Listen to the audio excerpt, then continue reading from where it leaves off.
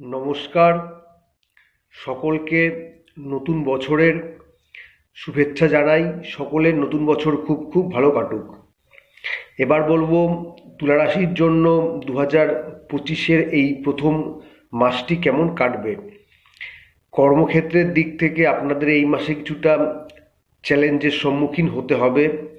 যে যেখানে কর্মরত রয়েছেন কর্মক্ষেত্রে কিছুটা চাপ থাকবে, পরিশ্রম থাকবে, অর্থাৎ কর্মক্ষেত্র আপনাদের জন্য এই মাসে খুব একটা অনুকূল থাকবে না।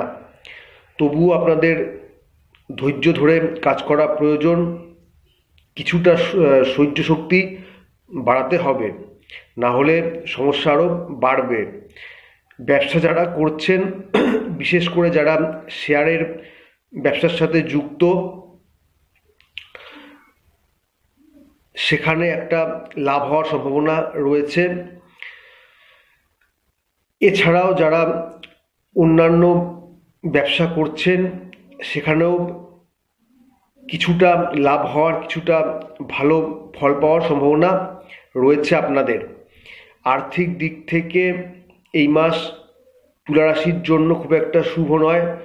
টাকা পয়সা আপনাদের হাতে তো অবশ্যই আসবে, সেদিকে কোনো সমস্যা নেই, কিন্তু অতিরিক্ত ফালতু খরচ করার কারণে কিছুটা আর্থিক সংকটের মধ্যে আপনাদের পড়তে হবে এই মাসে। তাই সম্ভব হলে খরচ নিয়ন্ত্রণ করুন।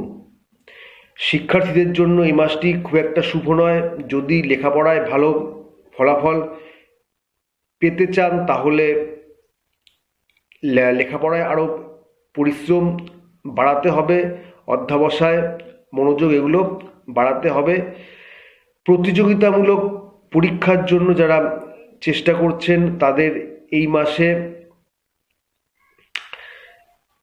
কিছুটা ফলাফল খারাপ হওয়ার সম্ভাবনা রয়েছে।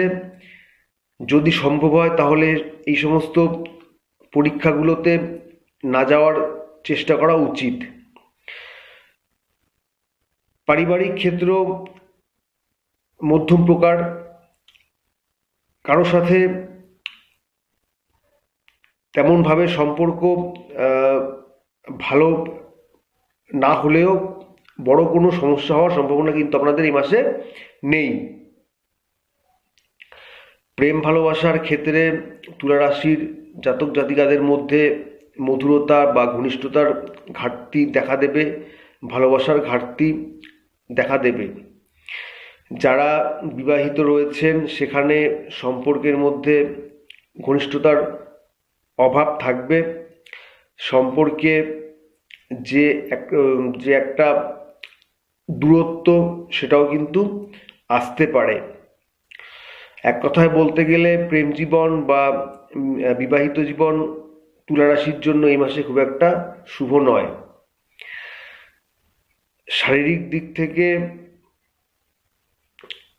বলতে গেলে তুলা রাশির জন্য হজমের সমস্যা বা ওজন বেড়ে যাওয়ার সমস্যায় ভোগান্তি হওয়ার কিছুটা সম্ভাবনা রয়েছে। যতটা সম্ভব ওজন নিয়ন্ত্রণ করার চেষ্টা করুন। তো যাই হোক, সব দিক থেকে বলতে গেলে তুলা রাশির জন্য জানুয়ারি মাস মিশ্র ফল নিয়ে এসেছে।